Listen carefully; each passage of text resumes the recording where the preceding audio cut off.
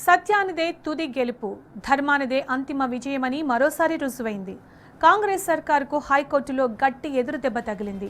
Kethanapalli municipal ఎన్నిక నేపథ్యంలో బాల్క సుమన్ పై నమోదైన క్రిమినల్ కేసును హైకోర్టు కొట్టేసింది.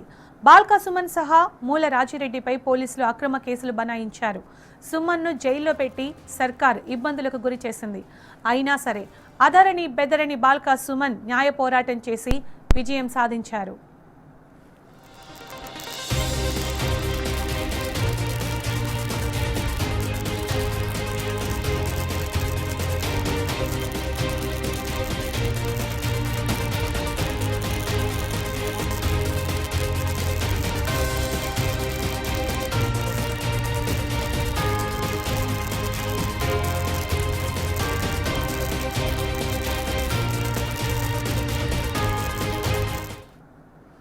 ఇక ఇదే అంశానికి సంబంధించి పూర్తి సమాచారం మా ప్రతినిధి ఉమేష్ అందిస్తారు. ఉమేష్, కేతనపల్లి మున్సిపల్ ఎన్నిక నేపథ్యంలో బాల్క సుమన్ పై నమోదైన క్రిమినల్ కేసును హైకోర్టు కొట్టేసింది కదా, అప్డేట్స్ ఏంటి దీనికి సంబంధించి?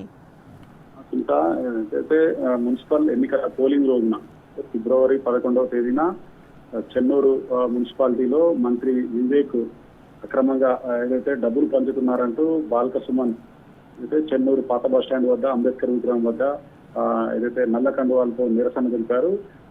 ఎన్నికల ప్రవర్తన నియమావళికి విరుద్ధంగా మంత్రి హోదాలో ఉన్నటువంటి వివేక్ అటు కేతనపల్లితో పాటు చెన్నూరు మున్సిపాలిటీలలో ఓడిపోతామనే భయంతోనే ఏదైతే నిబంధనలకు విరుద్ధంగా పోలింగ్ బూత్లు తిరుగుతూ అభ్యర్థులకు కాంగ్రెస్ అభ్యర్థులకు డబ్బులు పంచుతూ ఓటర్లను ప్రలోభ పెడుతున్నారంటూ ఏదైతే బాల్క సుమన్తో పాటు పలువురు బీఆర్ఎస్ నాయకులు కూడా ఫిబ్రవరి 11 ఏదైతే మున్సిపల్ పోలింగ్ రోజున చెన్నూరు పట్టణంలోని అంబేద్కర్ విగ్రహం వద్ద నల్లకండువాలతో నిరసన తెలిపారు.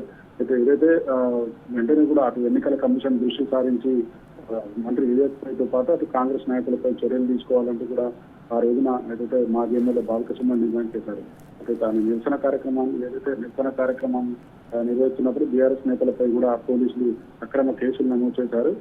ఏదైతే చెన్నూరు పోలీస్ స్టేషన్ లో ఎన్నికల ప్రవర్తన నియమాలకు విరుద్ధంగా ఏదైతే నిరసన చేపట్టారంటూ కూడా పోలీసులు బాల్క సుమన్ తో పాటు బీఆర్ఎస్ సీనియర్ నాయకులు ఉమ్మడి ఏదైతే ఆదిలాబాద్ జిల్లా మాజీ జడ్పీ వైస్ చైర్మన్ అయినటువంటి మూల రాజిరెడ్డిపై కూడా పోలీసులు క్రిమినల్ కేసు నమోదు చేశారు. దానికి సంబంధించి కూడా ఏదైతే ఇప్పటికే అది ఏదైతే కేతనపల్లి ఘటనకు సంబంధించి 14 రోజుల రిమాండ్ ఏదైతే ఆదిలాబాద్ జిల్లా జైల్లో ఉన్నప్పటికీ అది మరోవైపు చెన్నూరు కోర్టులో కూడా ఏదైతే బెయిల్ కోసము ఏదైతే కేతనపల్లి ఘటనకు సంబంధించి ఇక్కడ జిల్లా కోర్టు బెయిల్ ఇచ్చినప్పటికీ కూడా చెన్నూరు కోర్టు ఈ కేసుకు సంబంధించి ఏదైతే బెయిల్ ఇవ్వలేదు.